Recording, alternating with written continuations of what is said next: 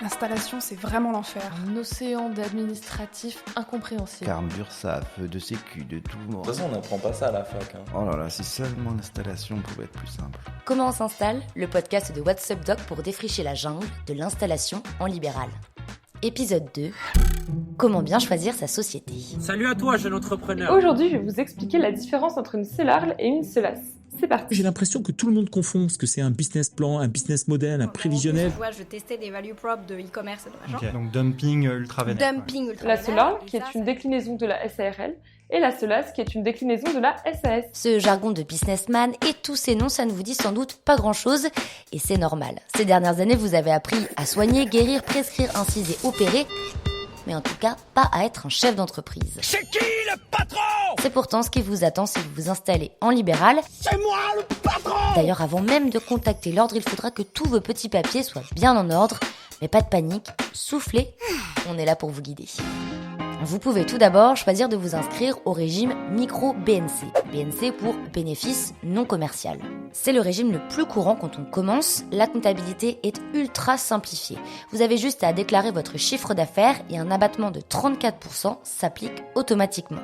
Du côté de l'URSSAF, les déclarations peuvent se faire chaque mois ou chaque trimestre, c'est flexible. On n'est pas bien, paisible, à la fraîche. Concrètement, vous allez payer des impôts sur un peu plus de la moitié, 66% de vos recettes, c'est-à-dire tout l'argent que génère votre activité. Mais attention, il ne faut pas dépasser les 77 700 € de chiffre d'affaires mensuel pendant 2 années de suite. Sinon, vous passerez automatiquement au régime de la déclaration contrôlée, BNC. Dans ce cas, vous allez payer des impôts non pas sur vos recettes, mais sur vos bénéfices, c'est-à-dire tout ce que rapporte votre exercice, moins les charges, l'équipement médical, l'URSSAF, le forfait de téléphone par exemple. Ces bénéfices, vous allez les ajouter à votre rémunération et c'est sur cette base que vos impôts personnels vont être calculés. Mais si vous ne consommez pas tous les revenus liés à votre activité et que vous voulez garder cet argent dans votre société, en gros payer moins d'impôts, vous pouvez choisir de créer une SEL. La société d'exercice libéral à responsabilité limitée a un fonctionnement et une organisation très stricte. C'est pas cool.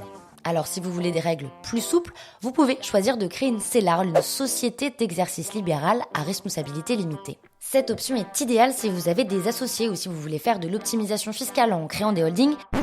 Bon, là je sens que je vous perds un peu. Allez, sur ce point, je vous conseille plutôt la vidéo de Maître Dominique Descamps-Mini qu'elle a faite pour What's Up Doc. Josh est chirurgien et installé à Lille depuis quelques années. Il vient de créer l'association de défense des crapauds et dans la foulée se pose la question de l'éventuelle création de sa société d'exercice libéral. Nous allons répondre à ces questions. Elle est en ligne sur notre site, je vous mets le lien dans la description de l'épisode. Plus généralement, n'hésitez pas à faire appel au service d'un expert dans le domaine. Un expert comptable ou un avocat spécialisé pourra vous donner les meilleurs conseils en amont.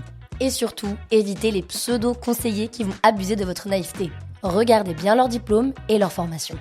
Voilà, vous savez tout ou presque sur comment bien choisir votre société, mais bon, vous êtes avant tout médecin. C'est pas un métier, médecin. C'est quoi ? Une espèce de malédiction. Alors dans le prochain épisode, on vous donne toutes les clés pour vous enregistrer auprès des autorités avant de pouvoir commencer à pratiquer. Comment on s'installe est un podcast de What's Up Doc, écrit et réalisé par Margot Kefelec. Le directeur de la publication, c'est Mathieu Durand et le rédacteur en chef, Luc Angevert. Si vous avez aimé l'épisode, partagez-le à vos proches ou sur les réseaux et mettez-nous des petites étoiles.